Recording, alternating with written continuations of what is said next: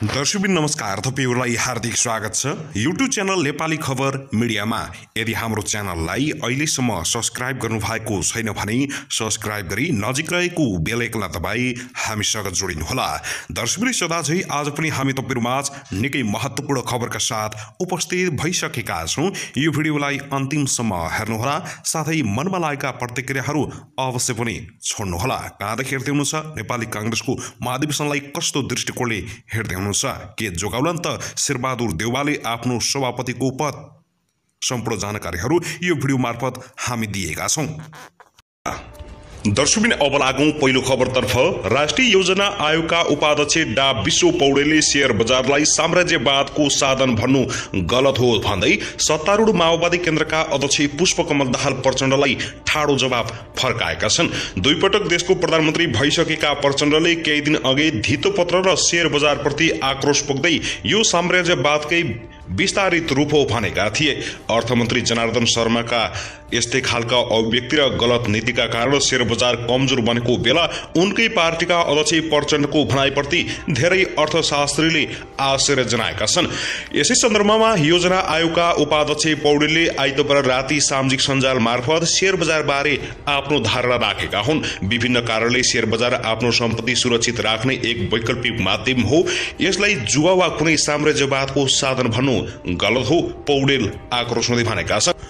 दर्शकबिन त्यसैगरी यता भने नेपाली कांग्रेसको जारी महाधिवेशनमा नयाँ नेतृत्व चयनका लागि आज सोमबारबाट मतदान शुरू हुँदैछ। बिहान 8 बजेदेखि 5 बजेसम्म हुने मतदानका पदाधिकारी मध्ये 1 सभापति, 2 उपसभापति, 2 महामन्त्री, 8 सहमहामन्त्री, 8 सहमहामन्त्रीलाई महाधिवेशन प्रतिनिधिले चुन्नेछन्। त्यसका लागि कांग्रेसले 500 लिटरका पानी ट्याङ्की मतपत्र सुरक्षित गर्नका लागि तयार गरिसकेको छ। महाधिवेशन अन्तर्गत आइतबार उम्मेदवारी फिर्ता र उम्मेदवारीको अन्तिम नामावली प्रकाशको काम मात्र भयो। बिहानदेखि नै उम्मेद्वार शुभेच्छुकहरू प्रतिनिधिहरूसँग विभिन्न उपायहरू अपनाउँदै मत मागिरहेको देखिएको छ। मत माग्नका लागि सकेसम्म आफूलाई फरक देखाउने प्रयास र प्रयत्न हरेक जसो उम्मेद्वार प्यानल र त्यसको प्रचारमा लागेकाहरूले गरिरहेको देखिन थालेको छ। प्रतिनिधि माझ आफू पक्षकाले भिरकुटी मण्डप क्षेत्रमा भोट मागिरहँदा प्रधानमन्त्री समेत रहेका सभापतिका उम्मेद्वार शेरबहादुर देउवाले भने आफूसँग साझेदारी गरिरहेका नेता कृष्ण प्रसाद सिटौलालाई लिएर मत माग्ने एक कार्यक्रममा सहभागी भएका छन्। त्यस क्रममा देउवाले आफू पार्टी सभापति रहेको खण्डमा मात्र अहिलेको सरकार चुनावसम्म टिकिरहने दावी गरेका छन्। त्यसैले आफूले सभापति कुनै पनि हालतमा जित्नुपर्ने उनको तर्क रहेको छ। उनले सभापतिमा पराजय रोक्न सत्ता बहिर्गमनको अस्त्र प्रतिनिधि माझ फालेका छन्। म पार्टी सभापति भएको खण्डमा यो सरकार चुनावसम्मका लागि टिकिरहनेछ। मैले चुनाव हारेको खण्डमा शेरबहादुरको नेतृत्वमा प्रधानमन्त्रीमा बस्न पाइँदैन भनेर हो हल्ला गर्नेछन् सबैजनाले र मलाई प्रधानमन्त्रीबाट हटाइनेछ। मलाई निकै चिन्ता लागेको छ। त्यसकारणले पनि पार्टी सभापति जित्नु मलाई निकै ठूलो आशा छ र तपाईहरूको भोट आउनेछ मलाई भरोसा छ। आफू प्रधानमन्त्री भएर चुनावमा जाने हो भने तिनै तहको चुनावमा जित हात पार्न सकिने उनको दाबी रहेको छ। उनले आफ्नो अन्तिम बेला भएको र आफूले जिते प्रधानमन्त्री रहिरहने र त्यसो भए गाउँदेखि माथिसम्म जित्ने र नभई त्यो सम्भव नहुने बताएका छन्। उनले प्रधानमन्त्री र पार्टी सभापति एउटै व्यक्ति भयो भने स्थायित्व हुने तर्क समेत व्यक्त गरेका छन्। यो मेरो अन्तिम बेला हो, ओलीलाई हटाएर म प्रधानमन्त्री बनेको छु। यदि मैले जितेको खण्डमा मात्रै यो पार्टीलाई सबै गाउँदेखि माथिसम्मको सरकार बनाउन सकिन्छ।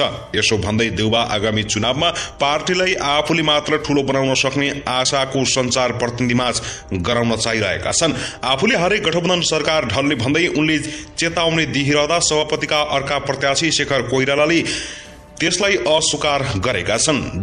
उनले देउवा पराजित हुँदा गठबन्धन सरकार अझै बलियो बन्ने तर नेतृत्व परिवर्तन हुने उनको भनाइ छ। नेतृत्व परिवर्तन हुन्छ यो नेतृत्वपछि अझ बढी सुदृढ र संगठित भइकन यो गठबन्धनलाई निर्वाचनमा हामी होमिन्छौं उनले दावी गर्दै भनेका छन्। दर्शकबिन त्यसैगरी यता भने संस्थापन इतरबाट 2 जना सभापतिको रूपमा चुनावी मैदानमा उत्रिएका छन्।